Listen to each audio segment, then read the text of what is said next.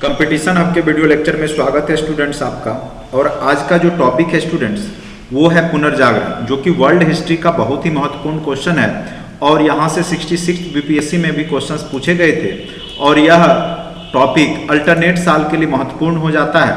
तो पुनर्जागरण एक बहुत ही महत्वपूर्ण टॉपिक है। सबसे पहले हमने आपको यूरोपीय इतिहास के बारे में बताया था कि किस प्रकार से यूरोप का इतिहास आगे बढ़ेगा। उसके बाद सबसे पहली घटना जो 14वीं से 16वीं सदी में घटी है यूरोप में, वो है आपका पुनर्जागरण। पुनर्जागरण के बाद ही आगे धर्म सुधार आंदोलन आएगा, क्योंकि जो धार्मिक कुरीतियां जो आ गई थी क्रिश्चियन धर्म में, ईसाई धर्म में, उसको दूर करने का प्रयास किया जाएगा। फिर जब वह दूर होगा तो उसके साथ ही औद्योगिक क्रांति, वाणिज्यवाद, औद्योगिक क्रांति स्टार्ट हो जाएगा। फिर मैं आपको औद्योगिक क्रांति पढ़ाऊंगा, फिर साथ साथ अमेरिकी क्रांति, अमेरिकी गृह युद्ध और उसके आगे फिर मैं फ्रांस की क्रांति, रूस की क्रांति, इस तरीका से हम सारे टॉपिक को कवर करेंगे। और जो लोग परचेज नहीं किए हैं कोर्स को तो वो कर सकते हैं अब स्टूडेंट्स।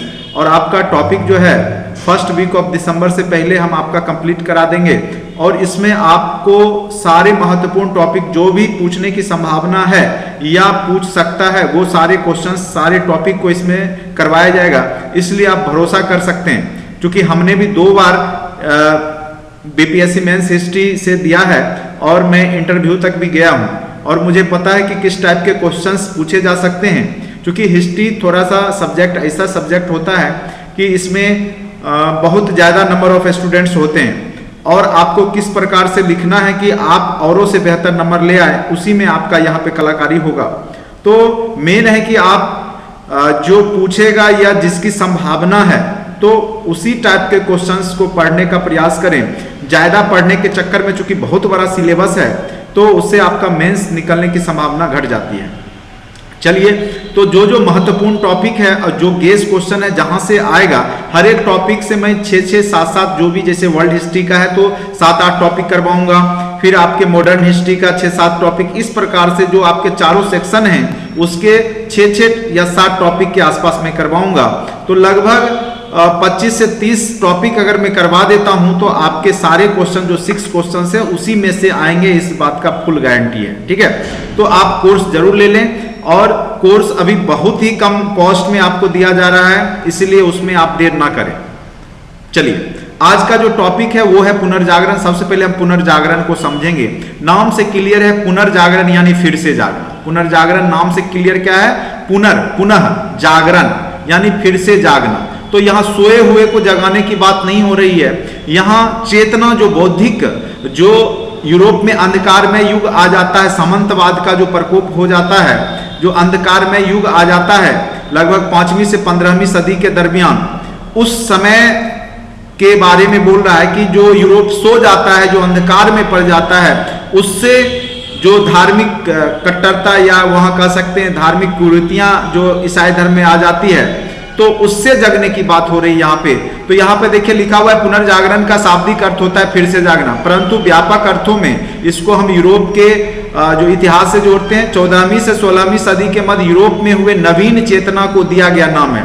जो यूरोप में 14वीं से 16वीं सदी में लोगों के बीच में जो नवीन चेतना आई उसको यहाँ पे पुनर्जागरण कहा गया है। पुनर्जागरण के भिन्न भिन्न अर्थ दिए गए हैं, जैसे पुनर्जागरण, पुनर्जन्म, बौद्धिक जागरण, पुनरुत्थान, सांस्कृतिक जागरण। क्योंकि यहाँ पे आप देखेंगे कि यूरोपवासी अपने पुराने समय के ग्रीक जो युग था, जो महान एक यूरोपियन इतिहास था, उसको याद करते हैं, फिर आगे बढ़ते हैं और उसके बाद धर्म में सुधार करते हैं, फिर वाणिज्यवाद की ओर बढ़ते हैं, फिर औद्योगिक क्रांति आता है और फिर आधुनिक इतिहास की ओर बढ़ते हैं, आधुनिक युग की ओर बढ़ते हैं। तो ये यहाँ पे आपको देखने को मिलेगा। यह मूलतः मध्यकाल के ईश्वर केंद्रित, क्योंकि मध्यकाल में क्या हो गया था, पोप पादरी का वर्चस्व बढ़ गया था और हर एक चीज ईश्वर केंद्रित हो गया था। यानी लोग जो है इहलौक के जगह पारलौकिक हो गए थे, यानी कोई भी काम करने से पहले परलौक जो ईश्वर की कल्पना थी वो होती थी। अगर कोई चित्रकार पेंटिंग भी कर रहा है तो उसमें भी अपना नाम नहीं लिखता था, वो भी कहता था यह जो है मेरी कीर्ति नहीं है, ये ऊपर वाले की कीर्ति है। तो इस तरीका से मतलब यहाँ पे आप देखेंगे कि धर्म केंद्रित या धर्म का बहुत ज्यादा वर्चस्व हो जाता है। तो यह मूलतः मध्यकाल के ईश्वर केंद्रित सभ्यता से आधुनिक युग के मानव केंद्रित सभ्यता की ओर एक परिवर्तन था।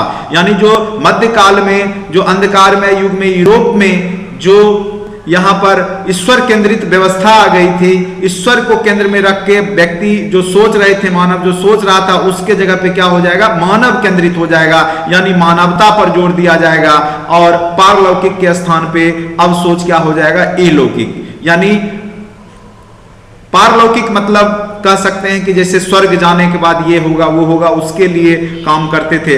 अब उसको छोड़ करके लोग वर्तमान की भौतिक सुख सुविधाओं के लिए काम करना शुरू कर देंगे। अब देखिए पुनर्जागरण क्यों हुआ, तो उसके पीछे कई कारण हैं। तो महत्वपूर्ण कारणों को आप निम्न भागों में बांट करके देख सकते हैं। सबसे पहला कारण में आप धर्म युद्ध रखेंगे, क्योंकि क्या होता है कि यहाँ पे धर्म युद्ध जब होता है इस्लाम वर्सेस ईसाई के बीच में, तो ईसाई पोप पादरियों के द्वारा जो भी सामंत थे उनको आशीर्वाद दिया जाता है, जो भी रोमन कैथोलिक राजा हुआ करते उनको आशीर्वाद दिया जाता है कि आप विजय होंगे, लेकिन वो उस युद्ध में हार जाते हैं। जिससे क्या होता है कि जो ईसाई जो शासक थे या राजा थे वो पोप के बारे में गलत सोचने लगते हैं, कि उनको लग जाता है कि यह जो है अंधविश्वास है और ये बोले थे कि हम जीत जाएंगे लेकिन नहीं जीते, इसका मतलब है कि इनकी पहुंच कहीं ईश्वर तक नहीं है। इस तरीका से आप लिख सकते हैं इसको।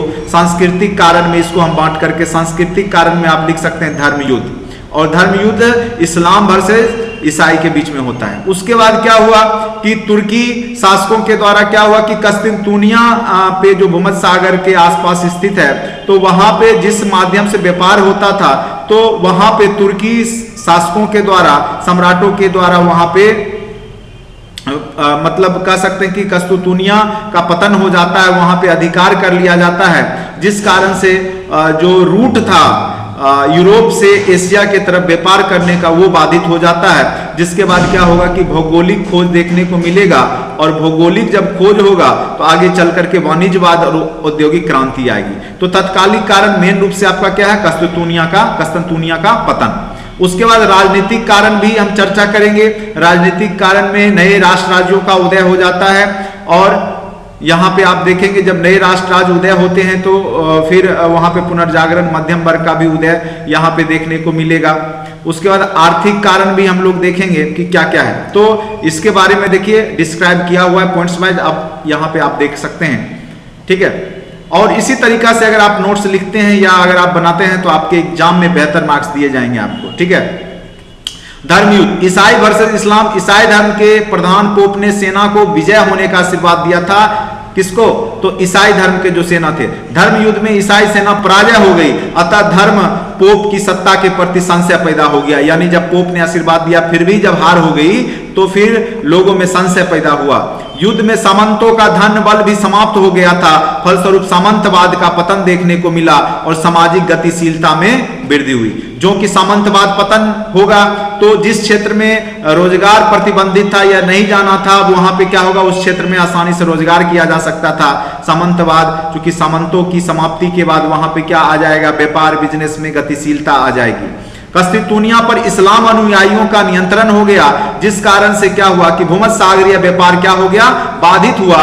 अतः एक नए मार्ग की जिज्ञासा आवश्यकता से भौगोलिक खोजों को प्रोत्साहन मिला। और आप देखेंगे कि 1492 में कोलंबस ने अमेरिका की खोज किया, जो नई दुनिया के नाम से जाना गया। उसके बाद वास्को डी गामा ने भारत जैसे देशों की खोज की। तो इस प्रकार से आप देखेंगे कि नई दुनिया की खोज और नए रास्ते की खोज से फिर व्यापार मार्ग या व्यापारिक गतिविधियां बढ़ना शुरू हो जाएंगी, ठीक है। उसके बाद है आर्थिक कारण। भौगोलिक खोज की शुरुआत हो चुकी थी और विकास का वैचारिक आदान प्रदान होना शुरू हो गया था। व्यक्तिगत चिंतन, आत्मविश्वास आदि तत्वों को बढ़ावा होना शुरू हो गया था। लोग एक दूसरे से मिलने लगे थे, व्यापारिक विकास होने लगा था। पूंजीवादी तत्वों का पुनर्जागरण को समर्थन, जो पूंजीवादी तत्व थे उन्होंने फिर से जागने वाले जो तत्व थे उसको समर्थन देना शुरू कर दिया था। उसके बाद सामाजिक कारण में आप जो पहले से सामंतवादी व्यवस्था या बंद व्यवस्था थी वो कमजोर पड़ना शुरू हुआ।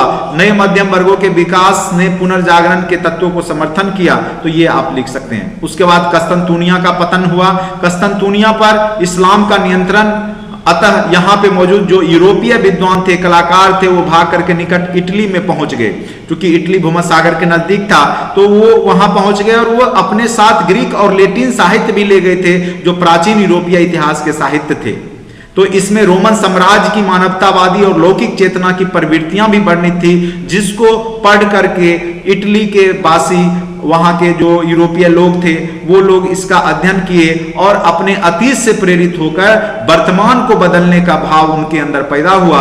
अतः मानव की क्षमता और तर्क विवेक को प्रोत्साहन यहां पे मिलने लगा। ठीक है, तो ये आपका प्रमुख कारण था, तत्कालिक कारण कस्तेतुनिया का पतन। अब आ जाइए, उसी समय में क्या हुआ, प्रिंटिंग प्रेस का आविष्कार हो गया। उससे क्या होगा कि बाइबिल और वगैरह जो भी धार्मिक ग्रंथ थे, उसके कॉपियां बिकनी शुरू हो गई और लोग खुद से बाइबिल का अनुवाद करने लगे, खुद पढ़ने लगे। उससे क्या हुआ कि ज्ञान सर्वसुलभ हो गया। अब लोगों को बाइबिल के नाम पे गुमराह करना इतना मुश्किल, आसान काम नहीं था। अब लोग गुमराह नहीं हो सकते थे, चूंकि लोग खुद बाइबिल पढ़ने लगे। तो ये यहाँ पे प्रिंटिंग प्रेस और कागज के आविष्कार से फायदा मिल गया, क्योंकि जो बाइबिल है, जो धार्मिक ग्रंथ है, उसकी कॉपियां बहुत मात्रा में जो है यूरोपीय लोग खरीदने लगे, उसको बेचने लगे। उसके बाद लोगों में जागृति आ गई, लोग समझने लगे धर्म को। इस प्रकार से आप देख सकते हैं कि प्रिंटिंग प्रेस ने वहां पे पुनर्जागरण को बढ़ाने में भूमिका निभाया। ठीक है, चलिए उसके बाद आते हैं विशेषता। पुनर्जागरण की क्या विशेषताएं देखने को मिलेगी? मानवतावाद, पहले हमने बता दिया कि अब यहाँ पे मानव जो है केंद्र में आ जाएगा। ईश्वर केंद्र के जगह पे क्या आ जाएगा? ईश्वर केंद्रीय जगह के स्थान पर क्या आ जाएगा? मानवतावाद। मानव के महत्व को यहाँ पे, मानव के कल्याण की बात की जाने लगेगी। पारलोक के जगह इहलोक हो जाएगा। उसके बाद व्यक्तिवाद, यानी अब व्यक्तियों की जो है महत्व की वृद्धि हो जाएगी। पहले क्या था, अगर चित्रकार भी कोई पेंटिंग कर रहा है या चित्र बना रहा है, तो वो ईश्वर के नाम से बनाता था, यानी वो अपना साइन या कुछ भी नहीं करता था, या किसी को पता नहीं होता था कि ये कौन से चित्रकार ने बनाया, क्योंकि वह अपना नाम उसमें लिखता ही नहीं था। लेकिन पुनर्जागरण के बाद चित्रकार ने अपना नाम लिखना चित्रों पे, संगीतकार ने अपना नाम बताना शुरू किया, जिस कारण से क्या हुआ कि व्यक्ति के महत्व की यहाँ पे वृद्धि देखने को मिलेगा। उसके बाद पुनर्जागरण ने धर्म निरपेक्षता, चूंकि यह मध्यम वर्गीय लोगों के द्वारा शुरुआत हुआ और वहां पे धर्म निरपेक्षता जैसे शब्द देखने को मिलते हैं, और लोग धर्म को अब व्यापक स्तर पर सोचने लगे, समझने लगे। और यहाँ पे जो कह सकते हैं कि जो धर्म के नाम पे संकीर्णता थी, उसको यहाँ पे व्यापकता मिलता है और हर एक धर्म के महत्व को यहाँ पे समझा जाने लगा। उसके बाद तर्क और बुद्धिवाद यहाँ पे बढ़ता है। अब क्या हो गया, पहले क्या था, पहले मानो तब जानो। अब क्या हो गया, पहले जानो तब मानो, यानी पहले आप उसके बारे में जानिए तब आप मानिए। तो यहाँ पे तर्क और बुद्धिवाद में विशेष परिवर्तन देखने को मिला पुनर्जागरण के बाद। उसके बाद मध्यम वर्गीय चेतना आई, क्योंकि एक नया वर्ग जो मध्यम वर्ग था, जो व्यवसायी वर्ग था, जो व्यापार वर्ग था करने वाला, उसके अंदर चेतना जागृत होती है और जो है मध्यम वर्ग के द्वारा पुनर्जागरण को समर्थन दिया जाता है। क्योंकि पोप पादरी व्यापार में या कह सकते हैं मुनाफाखोरी या सूदखोरी को पाप बताते थे, लेकिन ये मध्यम वर्गीय चेतना जब आती है, जब पुनर्जागरण होता है, तो ये लोग जो है व्यापार व्यवसाय से जुड़ जाते हैं और आगे जाकर के जो है धर्म को अच्छे से समझने लगते हैं, क्या गलत है क्या सही है उसको अब समझने लगते हैं, अपने तर्क पर विशेष जोर देने लगते हैं। तो जिस कारण से क्या होता है, पोप पादरियों का प्रभाव समाप्त होता है और नए मध्यम वर्ग का उदय होता है, जो कि आगे का आधुनिक युग के निर्माण में महत्वपूर्ण भूमिका निभाते हैं। सांस्कृतिक विकास आपको देखने को मिलेगा, कला के क्षेत्र में, संगीत के क्षेत्र में या साहित्य के क्षेत्र में बहुत सारे यहाँ पे थिंकर, जैसे द प्रिंस लिखा गया मैकियावेली के द्वारा, उसी प्रकार से लियोनार्डो दा विंसी ने बहुत तरह के जो है चित्रकारी किए हैं। और उसके बाद बहुत सारे यहाँ पे संगीतज्ञ भी होने लगे, यानी कला संस्कृति के क्षेत्र में विकास देखने को मिलेगा। फिर सामंतवादी यहाँ पे विरोध देखने को मिलेगा, लोग सामंतवादी व्यवस्था से हटकर शहर की ओर जाना शुरू कर देते हैं, गांव से लोग शहर की ओर बसना शुरू कर देते हैं। तो यहाँ पे सामंतवाद का विरोध होना शुरू हो जाता है और बहुमुखी प्रतिभा का विकास होता है। एक एक व्यक्ति बहुत तरह के काम करने लगते हैं। जैसे आप लियोनार्डो दा विंसी को देखिए, ये एक बहुत अच्छे इंजीनियर थे, एक कलाकार थे, एक संगीतज्ञ थे, एक स्थापत्य निर्माता थे, मतलब बहुत तरह की उनके अंदर क्वालिटियां देखने को मिलती है। तो इस प्रकार से बहुमुखी प्रतिभा का भी विकास आपको पुनर्जागरण के बाद देखने को मिलता है। तो ये सारे पॉइंट्स को आप डिस्क्राइब यहाँ पे मैंने कर दिया है, जो आप समझ गए होंगे। मानवतावाद, ईश्वर की जगह मानव को चिंतन के केंद्र में रखा गया, जिसका तात्पर्य जीवन के सभी गतिविधियों का केंद्र क्या है? मानव है। व्यक्तिवाद, व्यक्ति के महत्व, पहले साहित्यकार या कलाकार अपनी कृतियों को अपना नाम नहीं लिख उसे ईश्वर की कृति मानते थे। अब क्या हो जाएगा? हस्ताक्षर या उत्कीर्ण करना, नाम उत्कीर्ण करना शुरू कर देंगे, जिससे उनका व्यक्तित्व या व्यक्ति का जो विशेष का जो महत्व बढ़ जाएगा। उसके बाद तर्क, अब बुद्धिवाद, अब क्या हो गया? जब जानो तब मानो। पहले क्या था? मानो, पहले मानो तब जानो। तो यहाँ पे अब यहाँ पे लोग तार्किक हो गए, यानी लोग जो है अपनी बुद्धिमत्ता का प्रयोग करने लगे, तर्क वितर्क करने लगे।